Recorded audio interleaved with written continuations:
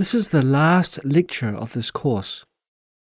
Let's analyze non-arising, that is, emptiness.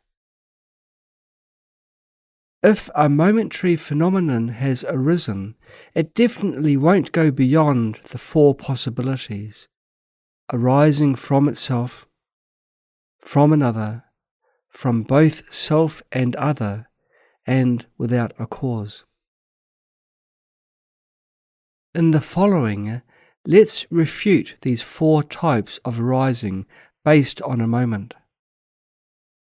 First, because the phenomenon of the preceding moment and the phenomenon of the subsequent moment are different entities, the former is the immediate condition for the latter to appear.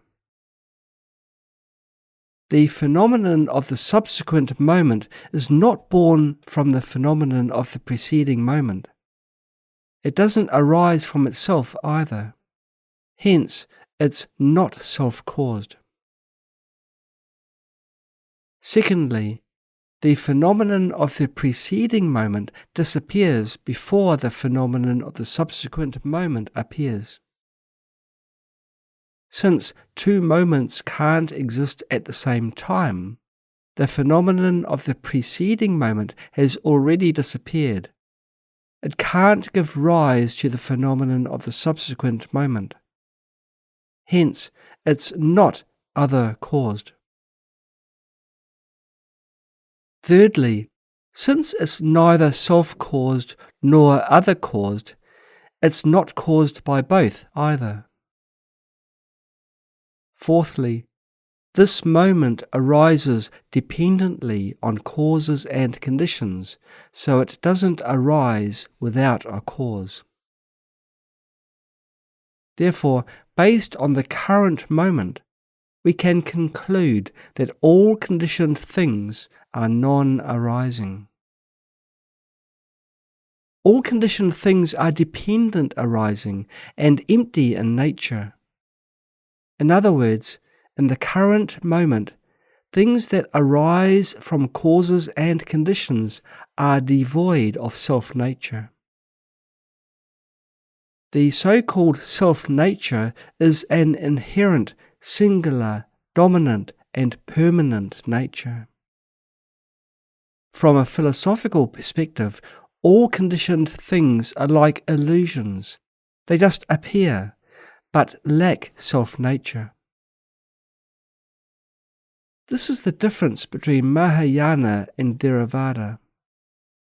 Theravada stops at momentariness, grasping the indivisible moments and indivisible particles as real. Whereas, based on momentariness, Mahayana sees that all phenomena are devoid of self-nature. In other words, seeing all phenomena arising and ceasing at moment by moment is also an illusion. When something is arising, it's actually non-arising. When something is ceasing, it's actually unceasing. Therefore, all attachments, whether gross or subtle, are eliminated completely. Entering emptiness based on moments is the first and foremost turning point after truly practicing the path of liberation. All beginners should start the journey of liberation from the right view of impermanence, so that it will go smoothly. Otherwise, we can't see through and let go of the attachments to permanence, to the 8 worldly concerns, to I and mine, or many wrong views, afflictions, conceptual constructs, and attachments. In order to practice advanced methods diligently, the accumulations and preliminary practices on the basic level are especially necessary. For this reason, we should never underestimate these basic practices, but should often meditate until we're totally clear about them. This is a very important teaching. As ordinary beings with various gross attachments, it's hard to realize and experience the wisdom of emptiness. In other words, our perception on conventional phenomena is coarse. The mind is constantly trapped in the various states of permanence, happiness, self, and purity. The inner world is like an extremely complex web of conceptual constructs. What it thinks, discriminates, and desires are as numerous as the dusts on the earth. This makes it hard to realize and experience emptiness. If you've practiced subtle impermanence pretty well from the beginning, then you've made a huge subtraction. Previously, there were countless delusions about past, present, and future, but now there is only a moment.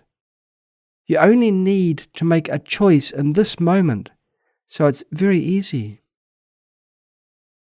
Therefore, understanding subtle impermanence is the gateway to emptiness.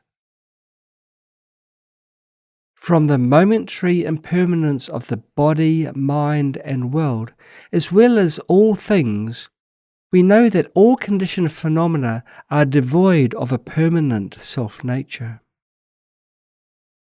Many things have relatively stable physical and chemical properties, but their physical and chemical properties are not absolutely changeless.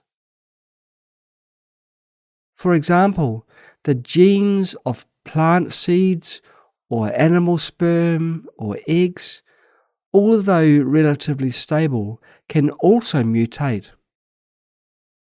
Genes also arise from causes and conditions. Due to ignorance, ordinary beings assume that these things have a permanent nature. As we mentioned in Lecture 1, all conditioned things neither arise from causes nor arise without a cause. Not arising from a cause means that there is no primary cause for all phenomena. This primary cause refers to the cause with a permanent self-nature, namely a real cause. The cause in, not arising without a cause, refers to the various conditions. Therefore, this sentence should be not arise without conditions. Since all conditioned things neither arise from causes nor arise without conditions, all things have never arisen from the beginning, but only appear as illusions due to causes and conditions. Since all conditioned things have never arisen, there is no cessation, nor is there coming and going, identity and distinction, permanence and annihilation. White Lotus, a commentary on the wish-fulfilling treasury, says, "Something that is appearing now is not a real existence, because it didn't arise from itself, or another, or both, or without a cause, like a dream." Venerable Xianshou of the Huayan school explained, "Since all things are changing moment by moment, they lack self-nature. Since they lack self-nature, they are non-arising." Distinguishing Dharma and Dharmata says, "Everything that appears lacks inherent existence and is therefore illusory. They lack inherent meaning, but are just mental fabrications and are therefore the conceptual mind." Okay, that's all for this lecture and this course.